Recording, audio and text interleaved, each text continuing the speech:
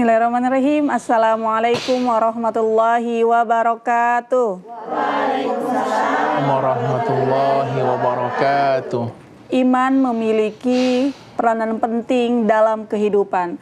Tanpa iman, kehidupan manusia seperti kapas yang diterbangkan angin kian kemari. Lantas seperti apa hakikat iman?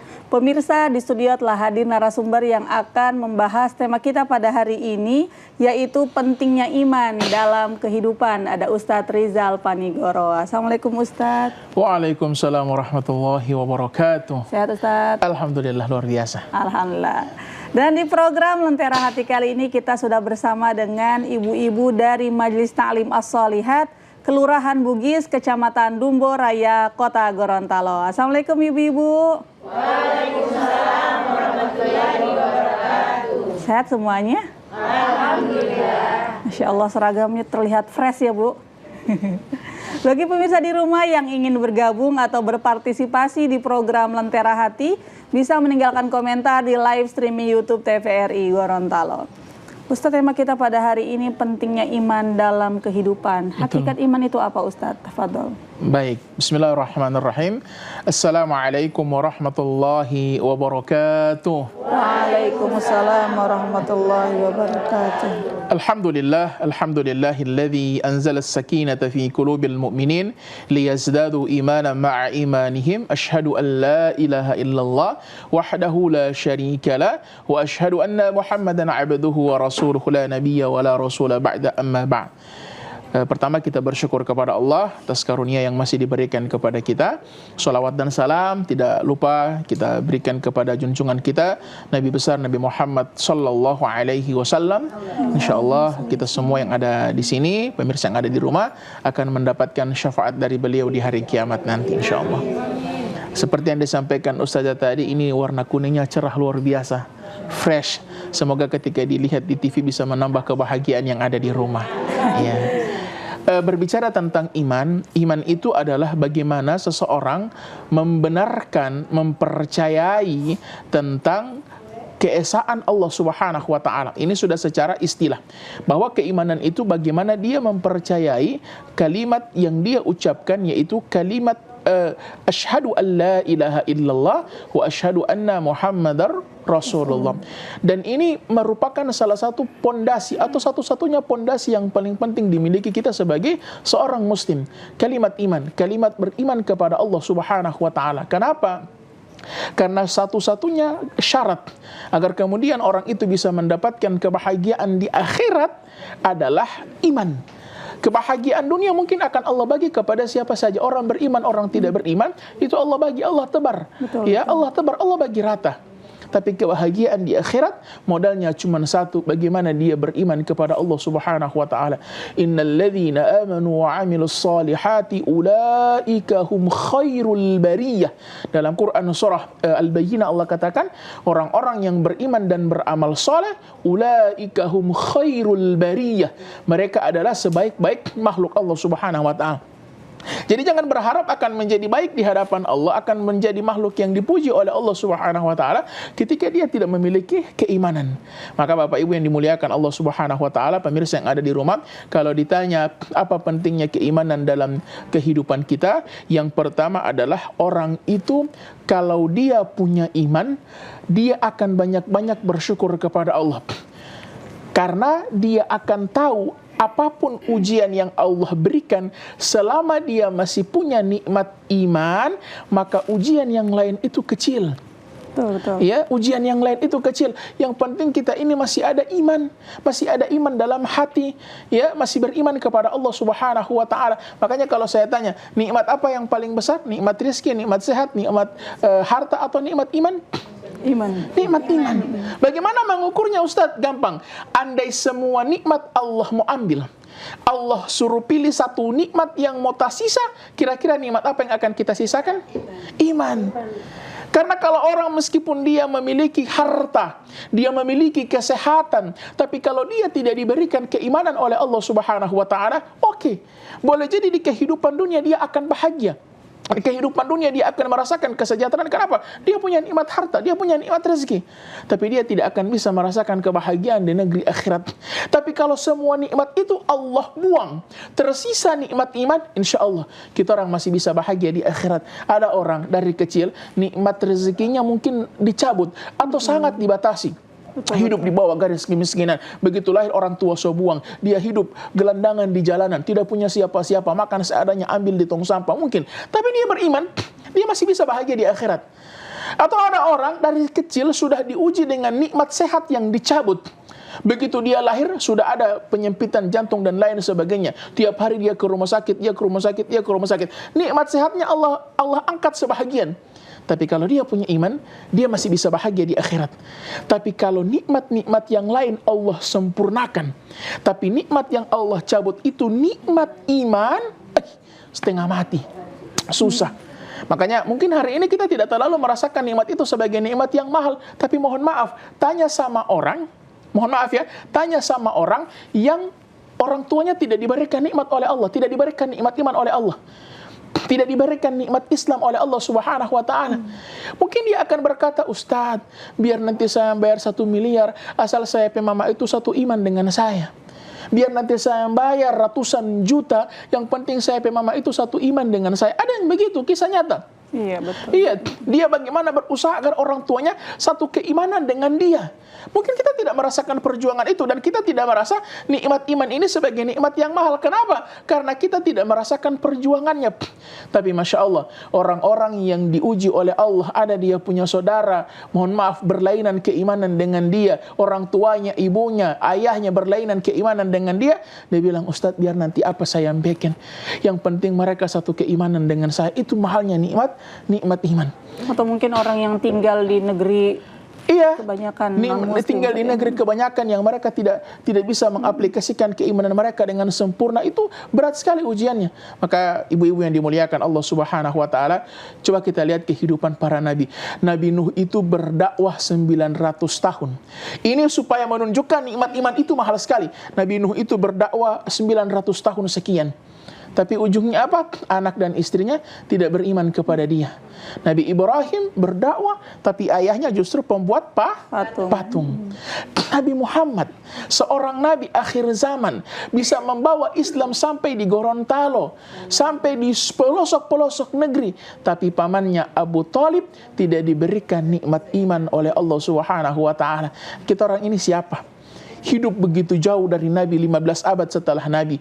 Hidup ribuan kilometer dari tempat Islam turun, dari kampungnya Nabi SAW.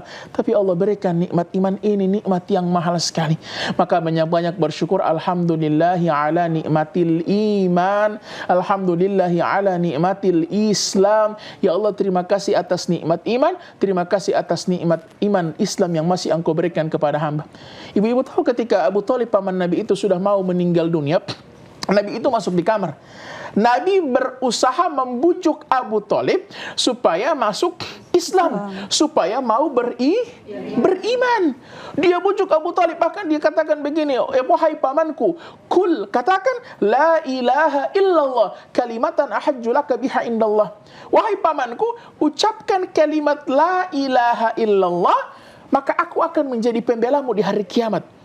Ucapkan itu kalimat di tengah sakitnya Abu Thalib. Nabi katakan, ucapkan itu la ilaha illallah. Ucapkan itu kalimat supaya apa? Aku akan menjadi pembelamu di hari kiamat. Supaya kita satu iman, kita Islam sama-sama. Tapi ternyata di situ ada Abu Jahal CS. Abu Jahal juga menggoda, wahai Abu Thalib, engkau ini dari dulu dengan kami sama-sama, dengan torang sama-sama. Indah-indah semua mati baru mau pindah kau. Dalam bahasa di torang mungkin begitu.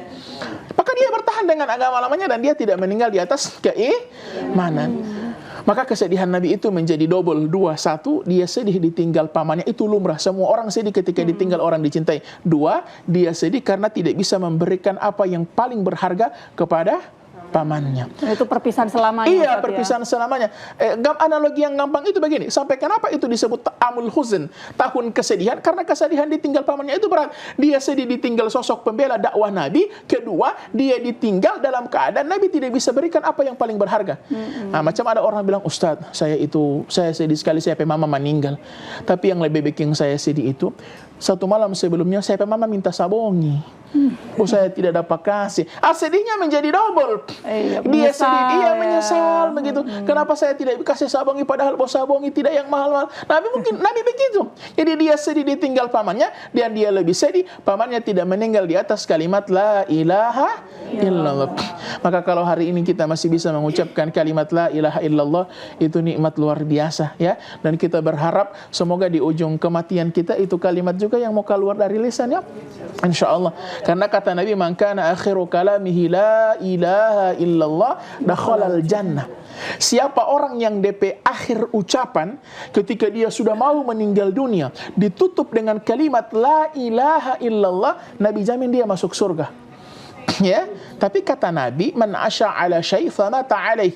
Dengan apa kita hidup, begitu kita dimatikan. Jadi jangan berharap mau mati dengan la ilaha illallah kalau sekarang mau tak kaget kebun binatang yang keluar.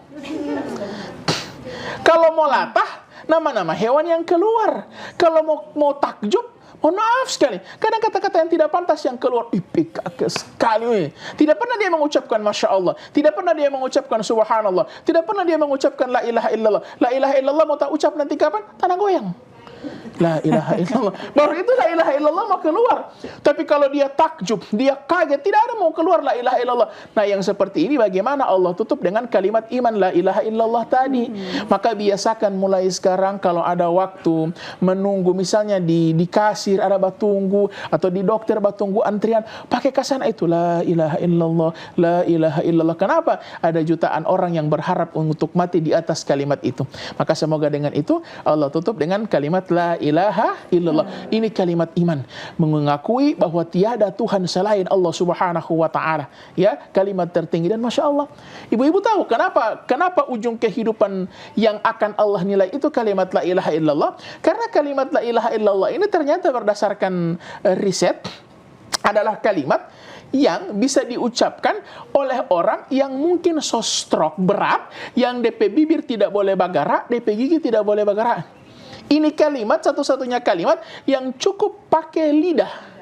La ilaha illallah. DP bibir kaku, DP gigi tidak boleh mau bagara, selama yang penting DP lidah masih boleh, dia bisa ucapkan ini kalimat ini. Jadi seakan-akan Allah tahu kondisi orang ketika mau meninggal itu berat, maka Allah hadirkan kalimat yang paling mudah, la ilaha illallah, tapi kalimat itu kalimat yang paling agung di sisi Allah Subhanahu wa taala. Maka ibu-ibu yang dimuliakan Allah Subhanahu wa taala, mulai sekarang kalau misalnya malam-malam mungkin lagi ada kekurangan ekonomi, mungkin dengan tua lagi bakal anak-anak lagi nakal-nakalnya, dengan mertua lagi ada masalah, pokoknya banyak ujian. Tapi kalau ibu syukuri, alhamdulillah masih beriman, alhamdulillah masih Allah kasih kesempatan mau sholat, itu nikmat yang luar biasa. Karena nikmat yang lain ini biar Allah mau ambil, yang penting orang mati dalam iman, dalam Islam, insya Allah surga tempat kembali diterang semua. Dan ini harus kita akui adalah murni dari Allah Subhanahu wa taala. Makanya dalam Al-Qur'an dikatakan di Al-Fatihah itu, iyyaka na'budu wa iyyaka nasta'in. Hanya kepadamu kami menyembah dan hanya kepadamu kami meminta pertolongan. Maksudnya apa? Ya Allah, kami tidak bisa menyembah kepadamu. Ya Allah, kami tidak bisa sholat. Ya Allah, kami tidak bisa beriman kecuali atas pertolonganmu. Maka yang menitipkan iman dalam hati kita hari ini sampai dengan hari ini adalah Allah Subhanahu wa ta'ala. Kalau kata dalam hadis apa? May yahdihillah fala mudhillalah wa may yudlil fala hadiyalah. Orang yang Allah berikan hidayah, tidak ada yang bisa menyesatkan dia. Dan orang yang Allah kasih sesat, tidak ada yang bisa untuk memberikan hidayah kepada dia. Semua adalah hak Allah. Maka ketika sore hari ini orang masih dalam keimanan, insya Allah itu tanda bahwa Allah mencintai kita. Allah masih memberikan keimanan kepada kita. Jadi ini fungsi keimanan dalam kehidupan. Dia akan menjadikan kita orang-orang yang pandai bersyukur, karena ketika dia punya iman, dia tahu dia sedang memegang nikmat tertinggi melebihi nikmat harta, melebihi nikmat jabatan, melebihi nikmat pangkat, melebihi nikmat punya rumah besar. Ibu yang dimuliakan Allah, kalau kaya itu adalah tanda orang bahagia, tidak ada orang bunuh diri, artis-artis bunuh diri. Kenapa? Orang kaya raya. Ya, kalau bahagia itu diukur berdasarkan dia punya populer, terkenal, tidak ada musisi-musisi di luar negeri itu yang jatuh di hotel dari lantai 5, lantai 6 dalam keadaan bersimbah darah di bawah. Kenapa? Mereka terkenal, mereka populer, semua yang mereka mau orang bisa dapatkan, tapi ternyata mereka tidak bahagia. Kebahagiaan itu ada di mana? Ala bi dzikrillahi tatmainnul qulub. Ya, adalah dengan mengingat Allah, dengan keimanan yang ada di dalam hati kita. Jadi mudah-mudahan mulai hari ini kurang-kurangi mengeluh. Yang penting masih beriman. Ya, ini dunia ini mau habis. Sebentar malam orang punya harta boleh jadi Allah ambil semua. Boleh jadi besok pagi semua ini Allah ambil semua, ini titipan.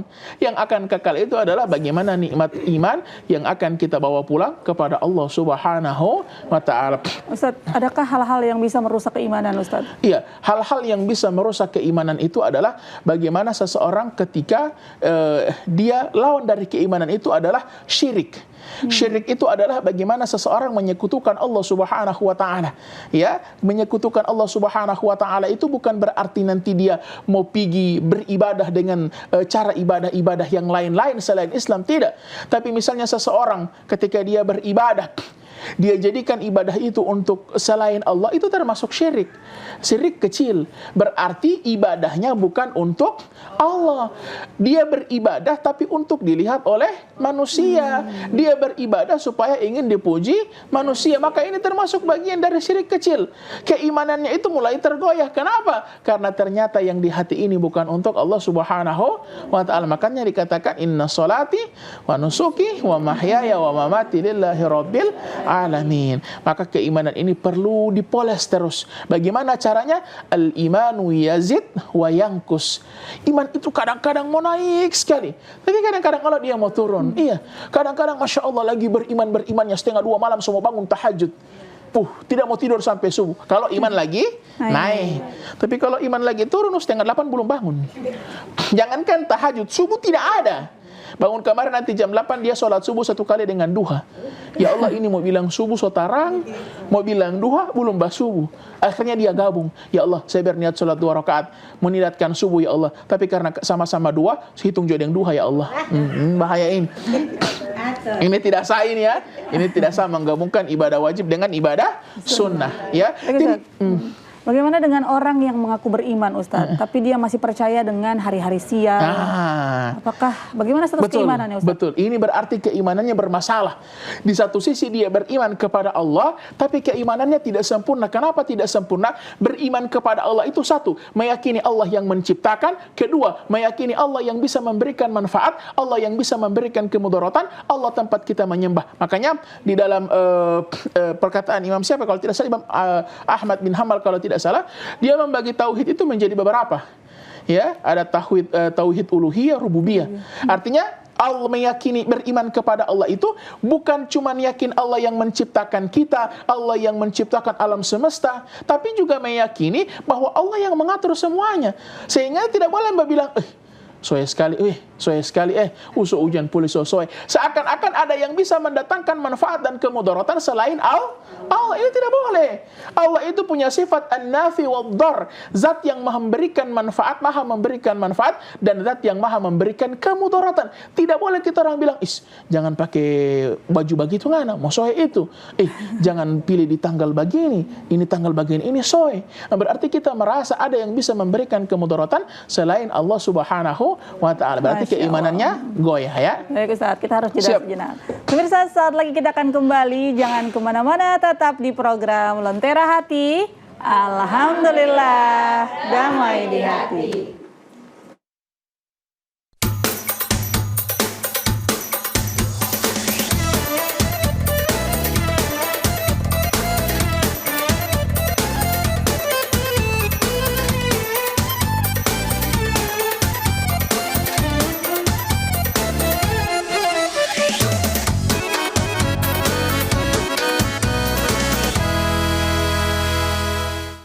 Pemirsa, kembali lagi di program Lentera Hati. Alhamdulillah.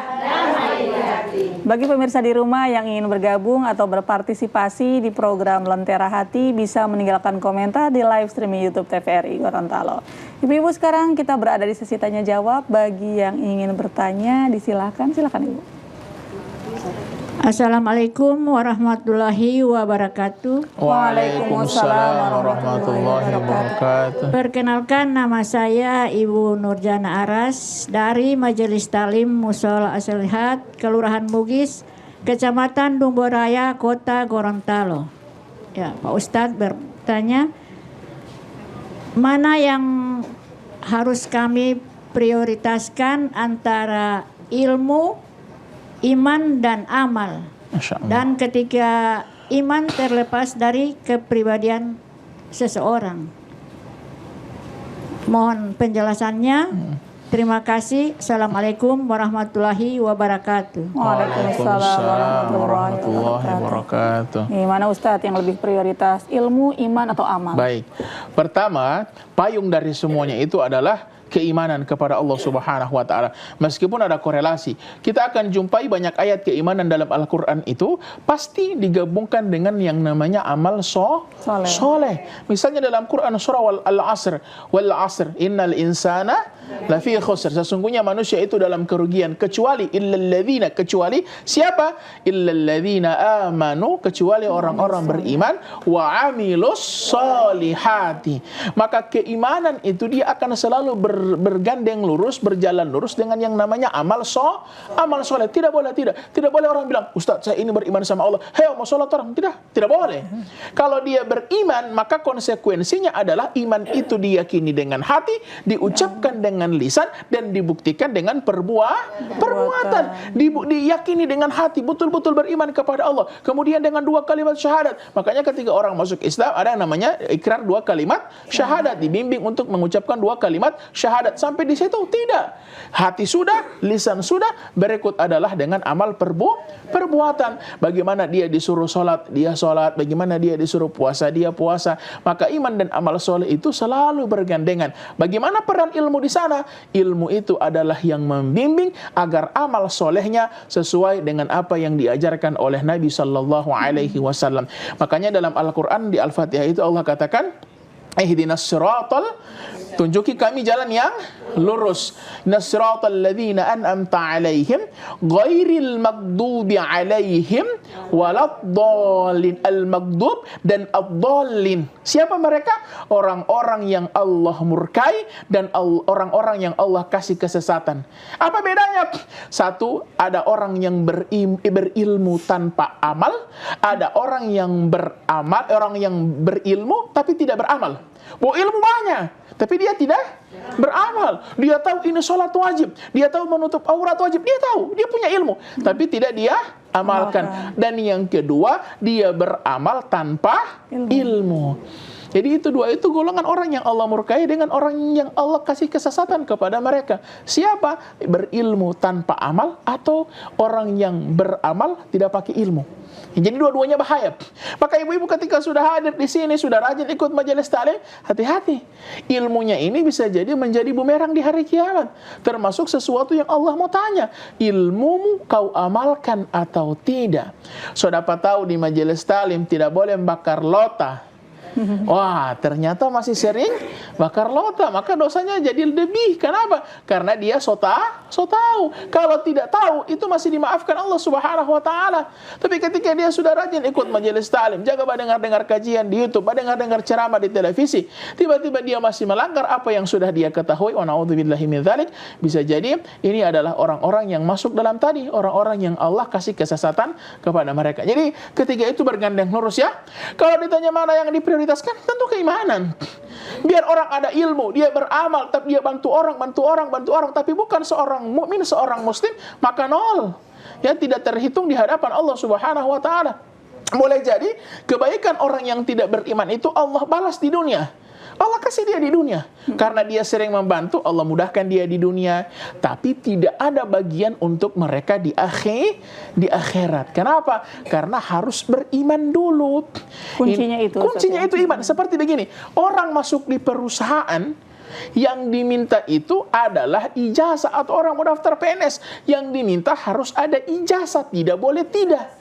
Ijazah. Nah, ternyata dia punya banyak keahlian. Dia bisa ini, dia bisa komputer, dia bisa Microsoft Excel, dia bisa Microsoft Word, dia bisa semua. Ketika ditanya, mana kamu punya ijazah? Saya tidak punya ijazah. Maka yang lain itu tidak ada guna.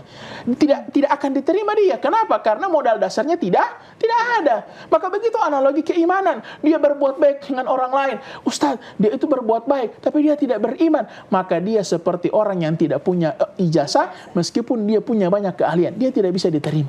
Paham ya? Jadi iman, kemudian iman itu selalu bergandengan dengan amal soleh, dan amal soleh supaya diterima oleh Allah harus didukung dengan ilmu syariat yang benar. Allah Ta'ala alam bisawab. Insya Allah bermanfaat Ibu. Selanjutnya silakan Pak. Assalamualaikum warahmatullahi wabarakatuh. Waalaikumsalam warahmatullahi wabarakatuh. Perkenalkan, nama saya Doli Jamalu dari Majelis Taklim As-Solihat Kelurahan Bugis, Kecamatan Dumburaya. Yang jadi pertanyaan saya, Pak, sesuai tema tadi kan pentingnya ilmu dalam kehidupan. Pentingnya iman. Dan kata Pak Ustadz tadi, iman kita ini selalu turun naik. Yang jadi pertanyaan, bagaimana solusinya supaya iman kita itu tetap? Terima kasih. Assalamualaikum warahmatullahi wabarakatuh. Waalaikumsalam warahmatullahi wabarakatuh. Biar stabil imannya Ustaz. Iya, meskipun ini susah ya. Kenapa? Karena syaitan itu sudah berikrar ketika dia dikeluarkan dari surga. Syaitan itu sudah berikrar untuk menyesatkan manusia dari jalan yang lurus. Syaitan sudah, maka sampai kapanpun pasti ada godaan syaitan. Maka bagaimana agar keimanan kita stabil itu? Kata Nabi SAW, yazidu bit ta'ah wa yanqusu bil ma'siyah. Iman itu akan naik seiring dengan ketaatan yang sering kita lakukan. Maka paksa untuk ibadah. Paksa untuk ibadah supaya iman itu akan naik. Orang itu kalau Masya Allah habis batahajud tengah malam, DP hati itu tenang sekali. Dia merasakan keimanan luar biasa, DP keimanan. Masya Allah, kadang-kadang dia terharu dengan apa nikmat yang sudah Allah kasih. Kenapa? Karena imannya lagi dalam keadaan naik. Kenapa bisa naik? Karena dia baru melakukan yang namanya amal soleh. Maka kata Nabi, iman itu yazidu bit ta'ah. Dia akan naik dengan keimanan dan dia akan turun dengan kemaksiatan. Semakin banyak kemaksiatan yang dilakukan, maka keimanannya itu akan semakin turun. Bukan maksiat besar Ustaz ya, yang Iya, kecil-kecil maksiat kecil-kecil saja. Tidak ada maksiat besar ketika maksiat kecil dibiasakan. Artinya apa? Kemaksiatan besar itu akan lahir dari kemaksiatan kecil. Bomba kaset tinggal subuh tahu. Nanti insya Allah aku dapat di lohor po nih. Makin lohor karena imannya makin turun lagi, makin tidak mau sholat lagi, begitu terus. Maka banyak kita jumpai orang-orang yang dulu barangkali mohon maaf ahli masjid. Ya, orang dulu mungkin menutup auratnya sempurna. Tiba-tiba sekarang baku dapat, so tidak pakai jilbab, atau so tidak pernah dapat lihat di masjid, itu tidak pernah dapat lihat di majelis ta'lim. Kenapa? Karena imannya lagi dalam keadaan turun. Kalau dalam bahasa agama itu disebut dengan futur. Bukan kufur, futur. Futur itu kondisi di mana keimanan kita sedang di bawah. Maka bagaimana supaya keimanan ini stabil, istiqomah? Satu, paksakan untuk taat. Bu, ibu mau sholat dalam keadaan sangat terpaksa sekalipun, boleh jadi itu justru sholat yang paling ikhlas.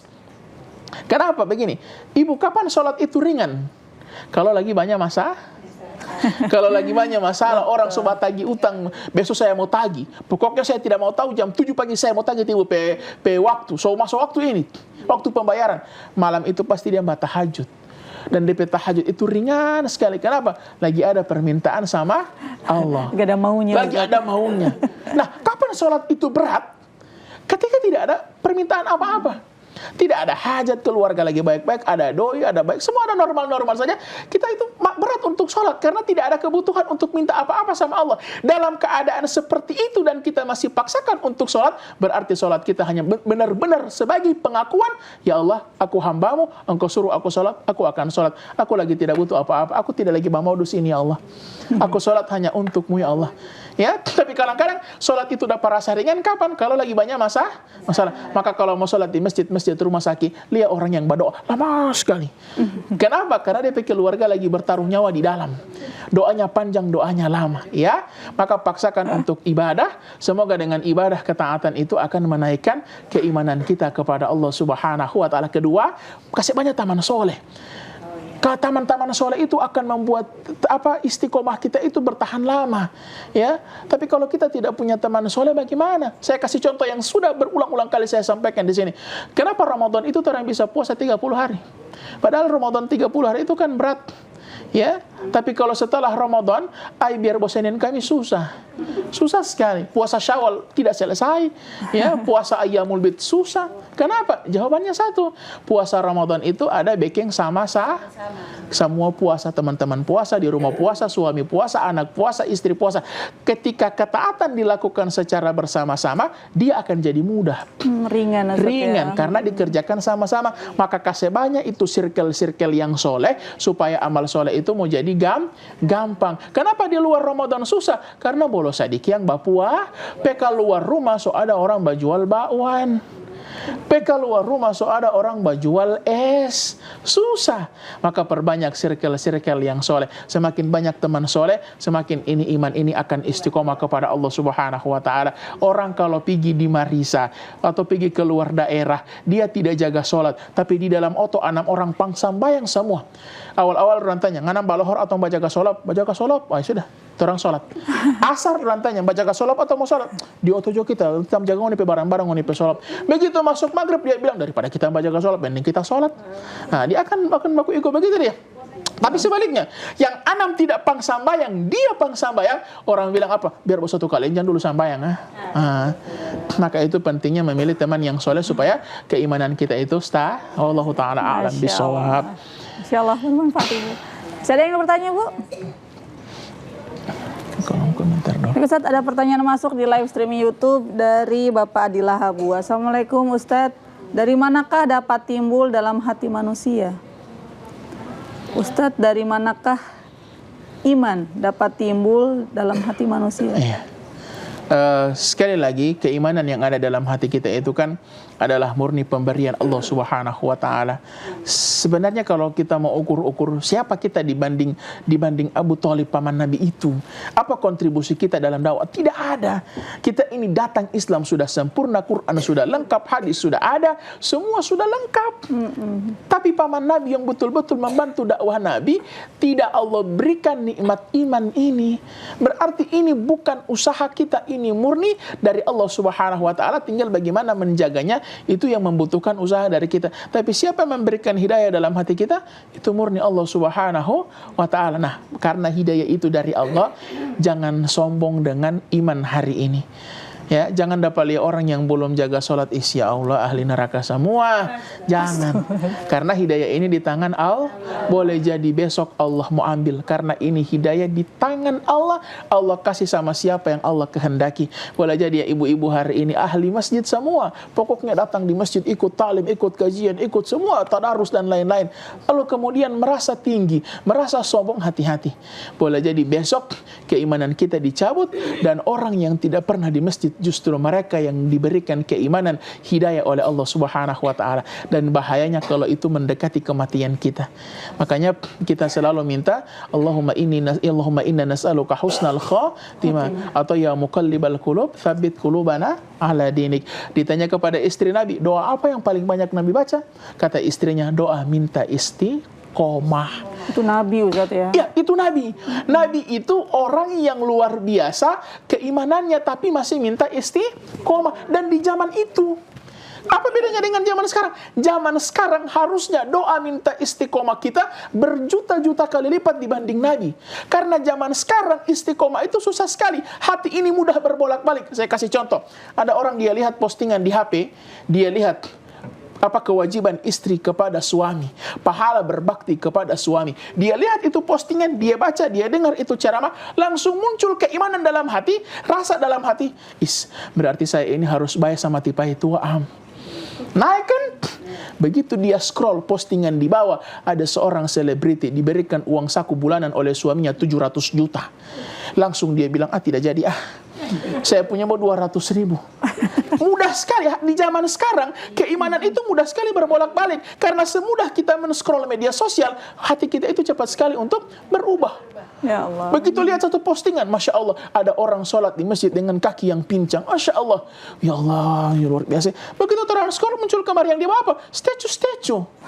Ya, kalau memang cocok bisa. Ya Allah, la haula wala quwata illa billah. Ini kan yang berbahaya di zaman sekarang. Kalau zaman dulu saja doa yang paling banyak dibaca Nabi minta istiqomah, apalagi sekarang.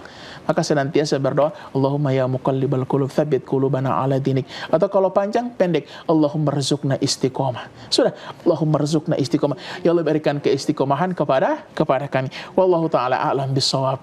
Insyaallah bermanfaat Bapak Adi Lahab. Masih ada Ustadz dari hamba Allah. Ustadz, mohon nasihat kepada calon jamaah haji mengingat sebentar lagi akan berangkat ke Baitullah. Masya Allah. Ini kalau kita kaitkan dengan keimanan kepada para calon jamaah haji, paling penting itu berangkatlah dengan keikhlasan bahwa berangkat haji ini murni untuk Allah. Jangan kasih untuk yang lain. Kenapa? Ibadah haji ini berat. Dia bukan macam sholat. Kalau sholat itu tidak butuh biaya. Kalau zakat, infak, sedekah tidak butuh tenaga. Orang di kasur rumah sakit bisa zakat, infak, sedekah lewat m-banking. Selesai. Tapi haji itu semua diminta. Pakai fisik, pakai tenaga, pakai biaya, pakai waktu. Lalu kemudian berangkat ke sana hanya untuk tujuan dipuji oleh orang lain. Kasihan, rugi. Maka berangkatlah dengan keikhlasan. Insya Allah nanti kita akan lanjutkan setelah ini. Baik. Ya. Pemirsa, saat lagi kita akan kembali. Jangan kemana-mana, tetap di program Lentera Hati. Alhamdulillah, damai di hati.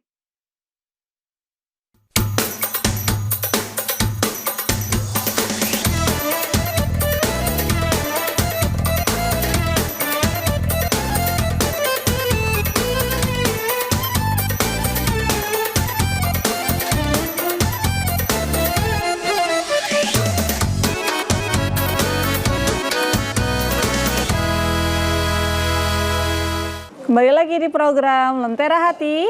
Alhamdulillah, damai di hati.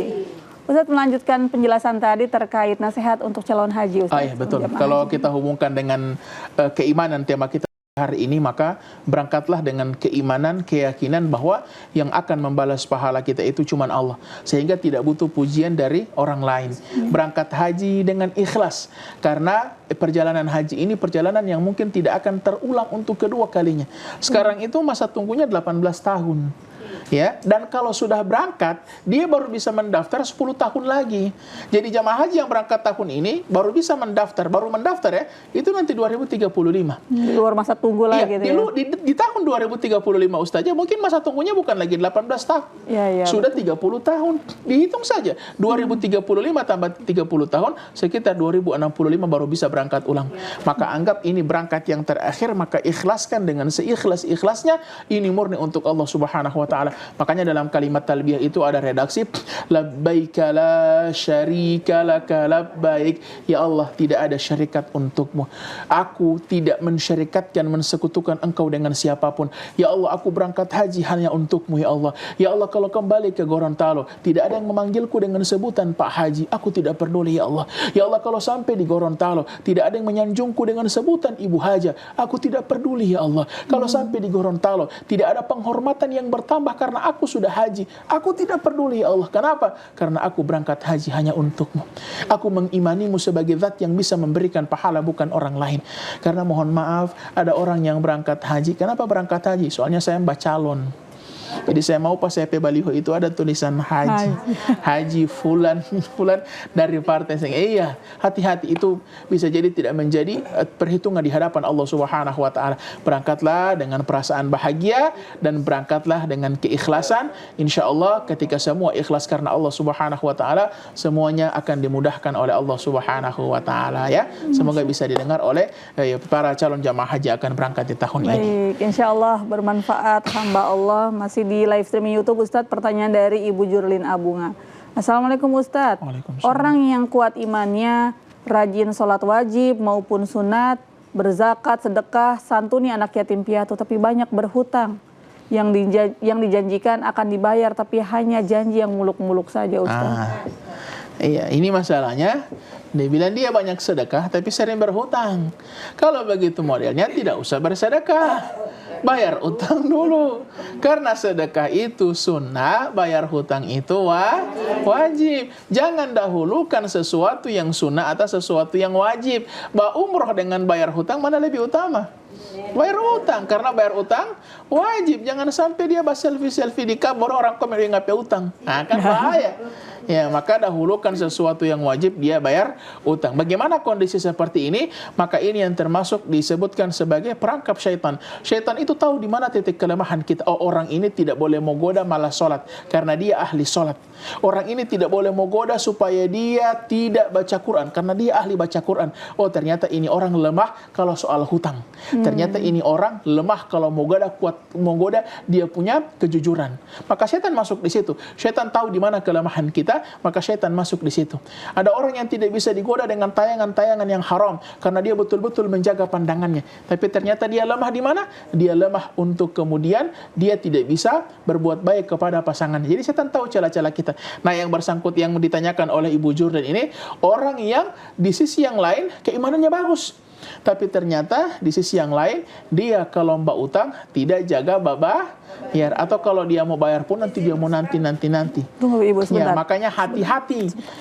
Ibu ini melakukan Allah. Saya tutup dengan sabda Nabi SAW, semua dosa orang yang mati syahid itu dimaafkan Allah.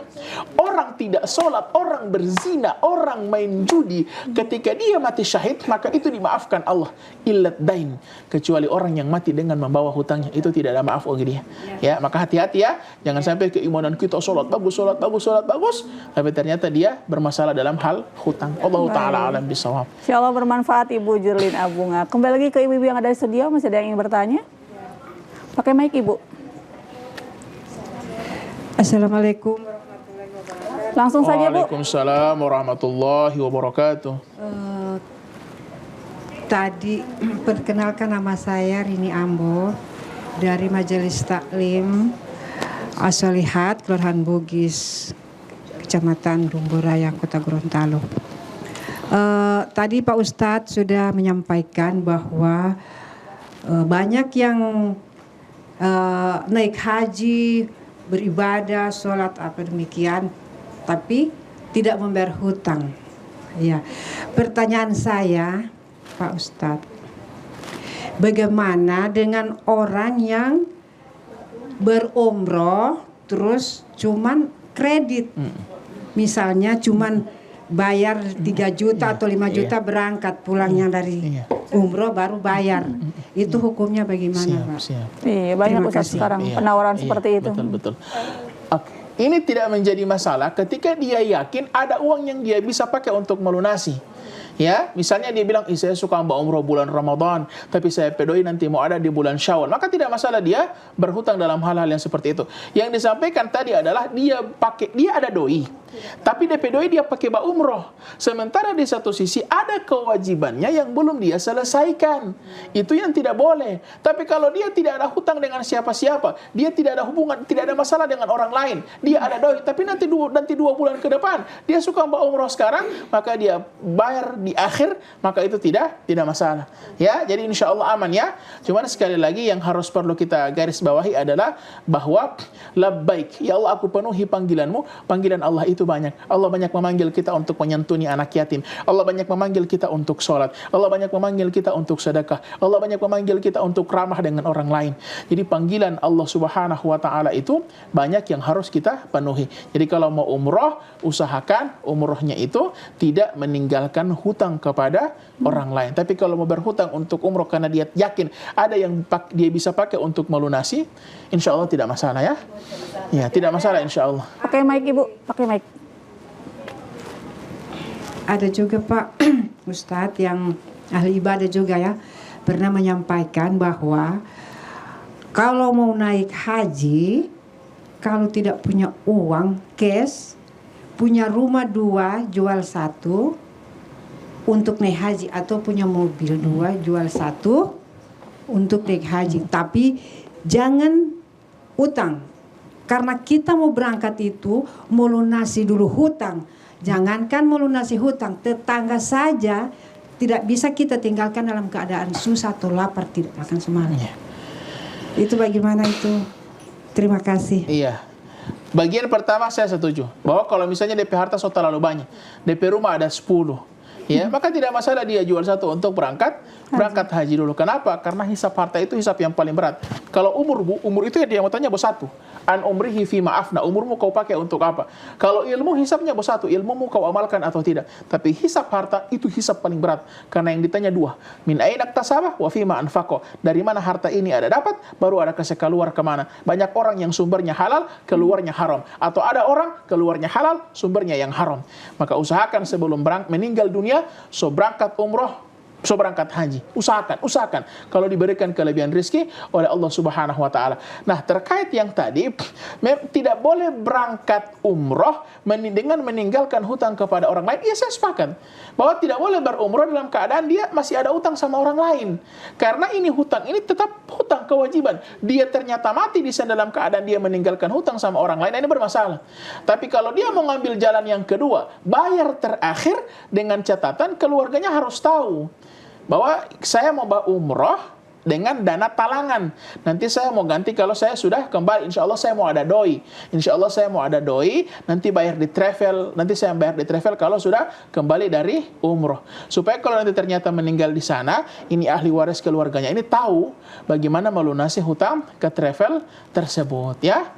Jadi kalau persoalan tidak boleh umroh dalam keadaan meninggalkan hutang sama orang lain, itu betul. Ini saya sepakat. Ya, tidak boleh. Kewajiban harus diselesaikan lebih dulu. Tapi kalau dia ada uang nanti, tapi kemudian dia ingin berangkat umroh karena benar-benar ingin dengan mengandalkan dana talangan dari travel tertentu, maka tidak masalah. Selama dia bisa, pastikan dia bisa melunasi itu dan disampaikan kepada pihak keluarga sebagai ahli waris. Allah Ta'ala alam bisawab. Bahkan Ustaz, terkait harta warisan belum boleh dibagi ketika si mayit ini masih dalam keadaan berhutang, Ustaz, ya. Diselesaikan dulu hutangnya baru dibagi. Jangan main-main dengan hutang. Ya. Mudah-mudahan yang hadir di sini, pemirsa yang ada di rumah, kalau ada hutang sore hari ini, dimudahkan Allah melunasi hutang-hutangnya. Saya dapat dengar di rumah ada teriak amin itu, amin. Oh, Masya Allah. Ya Allah, bermanfaat, Ibu. Masih ada yang bertanya, Bu? Baik, ada tambahan Ustaz terkait keimanan ini, Ustaz? Terkait dengan keimanan kepada Allah Subhanahu wa taala, salah satu manfaat keimanan dalam kehidupan itu adalah bagaimana menjadikan kita orang yang lebih sabar. Orang yang lebih sabar. Kenapa lebih sabar? Karena dia yakin Allah yang atur ini semua. Allah yang atur, sudah Allah atur ini semua. Kalau dia diberikan ujian oleh Allah, keimanannya akan mengatakan la yukallifullahu nafsan illa wus'aha. Allah tidak mungkin kasih saya cobaan kecuali Allah tahu di mana batas kemampuan saya. Dia akan kurang sedihnya, akan kurang galaunya, karena dia tahu bahwa Allah itu adalah zat yang mencintainya. Dia beriman kepada Allah dan dia yakin Allah tidak akan mungkin memberikan sesuatu yang buruk kepada dia. Asa an takrahu syai'an wa huwa khairul lakum. Banyak, Bu, sesuatu itu orang pandang jelek, kita orang pandang buruk, wa huwa khairul lakum, padahal dia baik untuk kita. Dan banyak sesuatu itu wa asa an tuhibbu syai'an wa huwa syarrul lakum, dan banyak sesuatu itu orang dapat lihat gagah ternyata buruk, ya. Banyak contoh tentang hal tersebut, ya. Salah satunya ketika saya izin cerita, ketika saya menikah setelah Covid itu, Covid datang, tidak ada kegiatan aktivitas apa-apa. Akhirnya saya dengan Ustaz Rahmat, suaminya Ustaz Jakonita, bikin kajian online dari Zoom meeting. Banyak yang mendaftar, 60-an, dan ternyata di antara 60 orang itu satu menjadi istri saya hari ini. Ya? Makanya saya yang awalnya tidak suka dengan Covid, saya bilang terima kasih Covid. Kalau tidak ada Covid, tidak ada itu kajian. Kalau tidak ada itu kajian, mungkin saya tidak ketemu dengan istri saya. Judulnya Prahara menjadi anugerah. Iya, Prahara menjadi anugerah, Masya Allah. Ya, dari Covid menjadi akad. Nah, ya, artinya banyak sesuatu yang mungkin kita rasa jelek dalam pandangan kita. Tapi kalau iman itu ada, akan mudah kita untuk menerima takdir Allah Subhanahu wa taala. Sama seperti anak kecil, ketika dia yakin bahwa ibunya mencintai dia, maka dia akan menerima apa yang diperlakukan oleh ibunya. Wah, ti mama ini marah karena ti mama sayang. Sama Allah juga begitu. Allah kasih musibah sama kita, Allah kasih ujian sama kita, Allah kasih cobaan sama kita.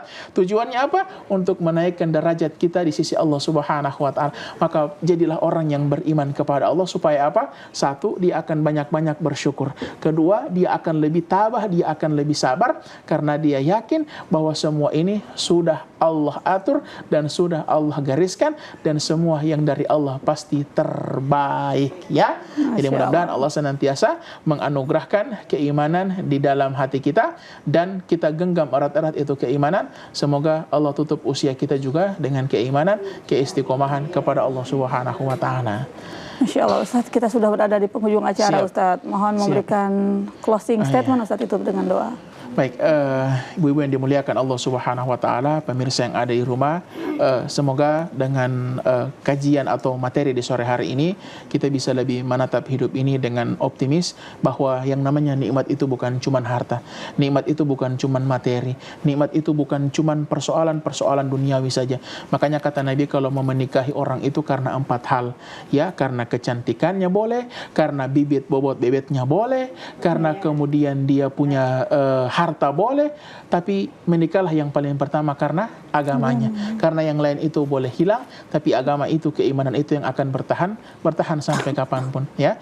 Maka pandanglah nikmat iman itu sebagai nikmat yang terbesar di antara semua nikmat yang kita punya, supaya lebih banyak syukur, lebih banyak ikhlas dalam menghadapi hidup dan kehidupan ini. Kita paripurnakan dengan doa, semoga Allah Subhanahu wa taala menerima dan mengijabah doa-doa kita semua. Bismillahirrahmanirrahim. Alhamdulillahirabbil alamin. Allahumma shalli ala Muhammad wa ala ali Muhammad.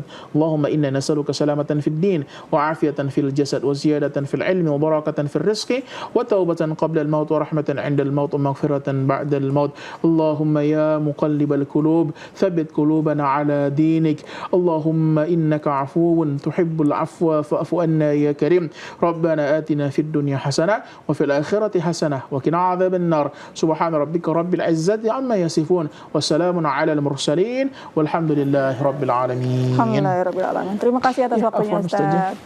Baik pemirsa, jadi seperti itu tadi penjelasan dari Ustadz Rizal Panigoro. Semoga bermanfaat bagi kita semua. Saya ucapkan terima kasih kepada ibu-ibu dari Majelis Ta'lim As-Shalihat, Kelurahan Bugis, Kecamatan Dumboraya, Kota Gorontalo. Insya Allah kita bisa berjumpa kembali dalam kondisi yang lebih baik, Bu ya. Amin. Dan kepada pemirsa di rumah saya ucapkan banyak terima kasih. Saya Uminita mewakili segenap kru yang bertugas pamit undur diri. Subhanakallahumma wa bihamdika asyhadu an la ilaha illa anta astaghfiruka wa atubu ilaik. Wassalamualaikum warahmatullahi wabarakatuh. Waalaikumsalam warahmatullahi wabarakatuh. Lentera hati, alhamdulillah, damai di hati.